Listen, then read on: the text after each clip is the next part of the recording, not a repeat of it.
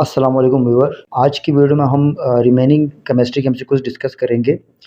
जैसे कि आप जानते हैं कि हम डिस्कस कर रहे हैं एमडी कैट पेपर, ठीक है, 2024 का जो डाउ यूनिवर्सिटी ने कंडक्ट किया था। तो पार्ट 1 के अंदर हमने कुछ एमसीक्यूज डिस्कस किए थे और इस वीडियो के अंदर हम रिमेनिंग केमिस्ट्री के एमसीक्यूज डिस्कस करेंगे। एमसीक्यू नंबर 78 है the paramagnetic behaviour of molecule such is oxygen molecule can not be explain by. जो मॉलिक्यूल का पैरामैग्नेटिक बिहेवियर होता है जैसे कि ऑक्सीजन का, तो इनमें से कौन सी थ्योरी है जो वो एक्सप्लेन नहीं कर रही है। तो यहाँ पर जो करेक्ट ऑप्शन है वो है सी, यानी कि valence bond theory. Valence bond theory जो है ना, ये paramagnetic behaviour of molecule discuss नहीं करती हैं, ठीक है, एक्सप्लेन नहीं करती हैं।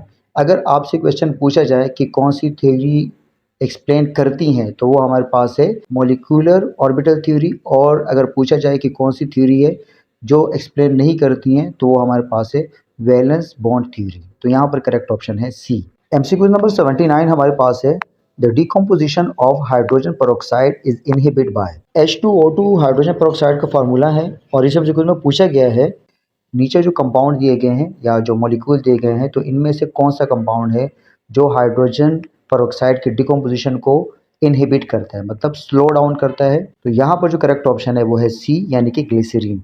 ग्लिसरीन हाइड्रोजन पेरोक्साइड की डिकम्पोजिशन को स्लो डाउन करता है, ठीक है, या इनहिबिट करता है। एमसीक्यू नंबर 80 हमारे पास है it transport oxygen from lungs to every tissue of the body. तो नीचे जो कंपाउंड दिए गए हैं, पूछा गया है कि इनमें से कौन सा कंपाउंड जो है ना, वो लंग्स से ऑक्सीजन पूरी बॉडी के टिश्यूज को पहुंचाता है।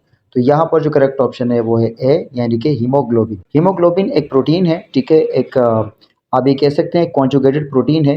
प्रोटीन और आयरन का एक कंपाउंड है, ठीक है, जो कि ऑक्सीजन लेके जाता है लंग से पूरे बॉडी पार्ट्स तक या टिश्यूज तक। एमसीक्यू नंबर 81 है the bond length between carbon carbon in benzene. तो बेंजीन के अंदर जो कार्बन कार्बन के बीच में बॉन्ड होती हैं, ठीक है, तो उसकी बॉन्ड लेंथ क्या होती है। तो यहाँ पर करेक्ट ऑप्शन है बी, यानी कि 1.39 आर्मस्ट्रॉन्ग। एमसीक्यू नंबर 82 है in an orbital of an atom no two electron can have the same number of quantum number, at least one quantum number must be different, this statement is।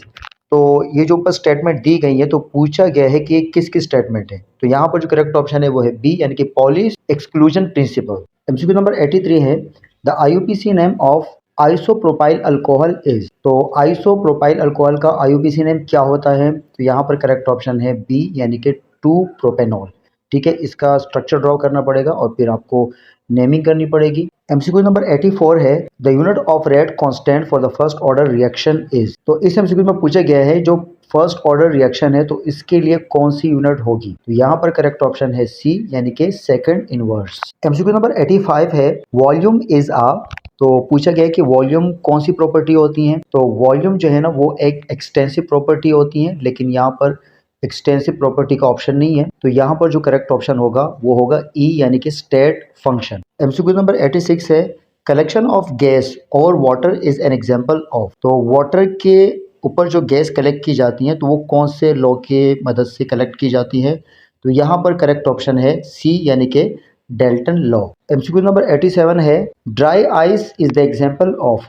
तो dry ice किसके example हैं। यहाँ पर correct option है ए, यानी कि molecular solid. MCQ number 88 है लो atmospheric pressure system is called. तो यहाँ पर करेक्ट ऑप्शन है बी, डिप्रेशन। एमसीक्यू नंबर 89 है the pH value of human blood is. तो इस एमसीक्यू में पूछा गया है जो ह्यूमन ब्लड की पीएच वैल्यू है, तो वो क्या होती है। यहाँ पर करेक्ट ऑप्शन है बी, यानी कि 7.35। 7.35 से लेकर 7.45 तक बीच में जो वैल्यू आती हैं, तो वो नॉर्मल कंसिडर की जाती हैं, ठीक है। तो यहाँ पर करेक्ट ऑप्शन है बी। एमसीक्यू नंबर 90 है it is used to distinguish between primary secondary and tertiary alcohol. तो इस एमसीक्यू में पूछा गया है नीचे जो रिएजेंट दिए गए हैं, तो इनमें से कौन सा रिएजेंट हम यूज करते हैं primary secondary and tertiary alcohol को डिस्टिंग्विश करने। तो यहाँ पर करेक्ट ऑप्शन है सी, लूकस रिएजेंट।